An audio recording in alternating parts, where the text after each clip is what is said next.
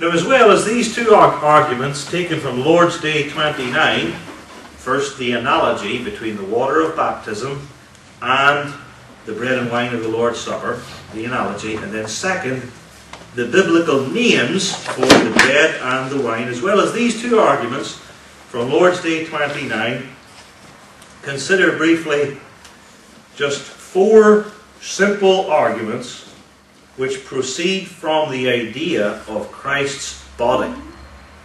These, as I say, are also easy to grasp. So easy to grasp, you think to yourself, why didn't I think of that before? But of course, that's obvious. At the very first Lord's Supper, Jesus Christ personally and bodily officiated. What sense does it make for Christ to make his own literal body on that occasion? There he is in the upper room, seated, clothed, and bearded. I say bearded because Isaiah speaks of them plucking the hairs off his face.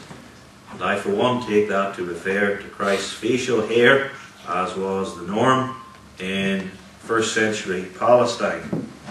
Seated, clothed, and bearded. Then Rome would have us believe that he made the bread into his own body. So there was Christ bodily seated in that room, forming another literal body of himself, which he then held in his own hand. And then he broke his own literal physical body by his hands and gave it to people to eat. Speaking spiritually now, eating the physical body and blood of Christ would do nobody any good. It would be cannibalism of the worst and deepest dye. But it wouldn't do you any good either. That's the first thing. Christ was bodily present at the first Lord's Supper. How then could he make his own body and hold it in his hands? That's absurd. That's not miracle. That's just plain stupid. Secondly, Christ in his body is in heaven.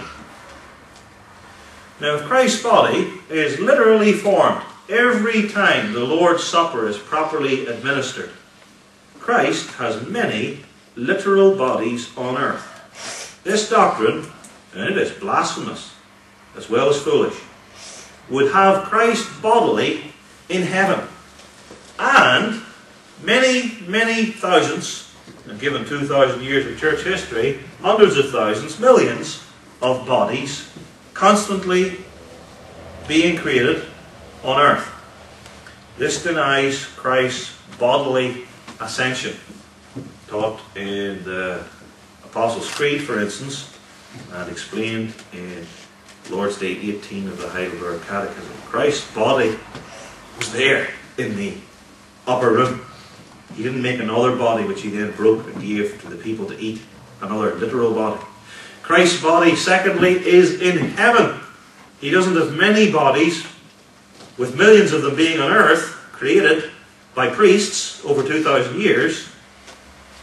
And thirdly, consider for a moment the nature of a body. You don't have to be a philosopher to understand this. A body necessarily and by definition occupies a certain space. That's a human body. And occupying a certain space, a human body cannot be in two places at the one time. Not even mothers can do that.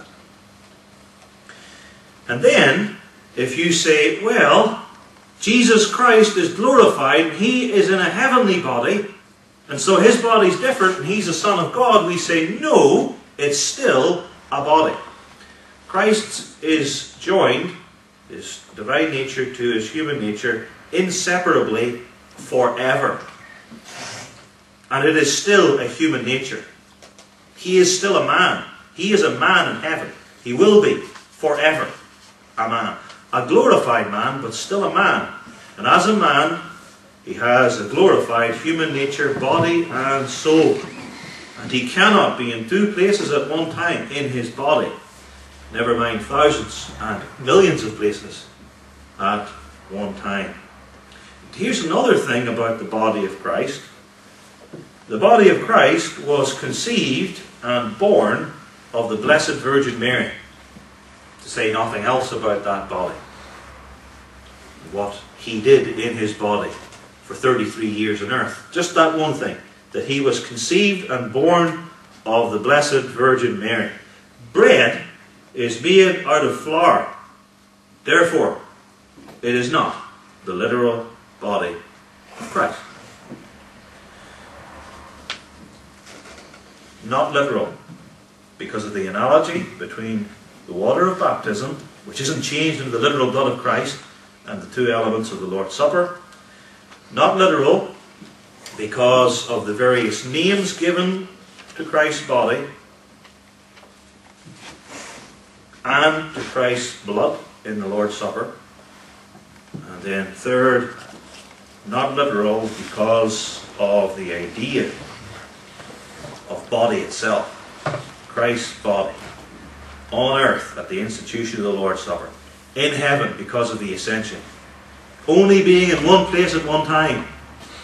A body which was conceived and born of the Virgin Mary. Not literal. But you know, neither Roman Catholicism nor Lutheranism really takes "this is my body" literally. Ha!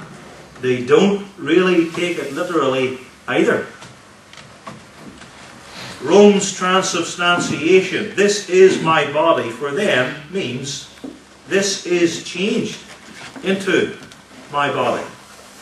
See, when Jesus says "this is my body," he's not talking about a change at all. If I say "this is my pen," I'm making a statement about that object in my right hand that it is a pen. There was no changing going on there. It didn't become something it wasn't.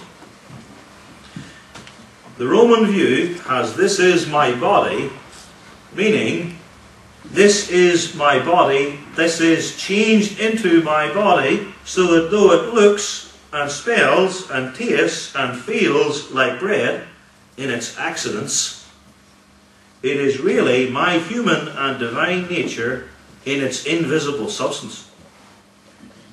And it has just changed into that.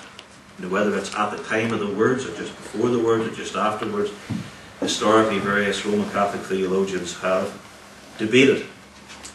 This is my body. This has changed into my body, so that now my body, my human nature, and my divinity are the substance of that bread, though it still tastes, smells, and feels and looks like bread.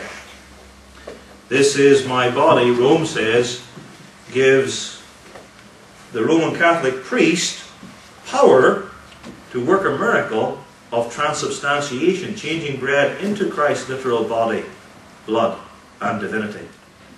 But the passage says nothing about any priest. It says nothing about any miracle.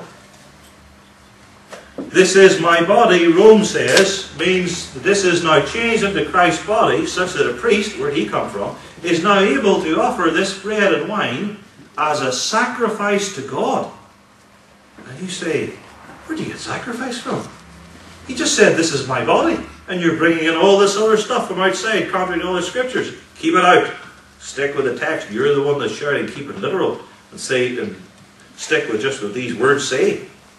And then, "this is my body," not only smuggles in a priest, makes it the literal body and blood of Christ by a change, a miraculous change called transubstantiation, enabling a sacrifice to be effected, but it also enables a sacrifice for the living and the dead in purgatory. And you say, "But he just said, 'this is my body.' And you're the one that says stick to the words and keep it literal, and you've smuggled in this whole ton of false theology."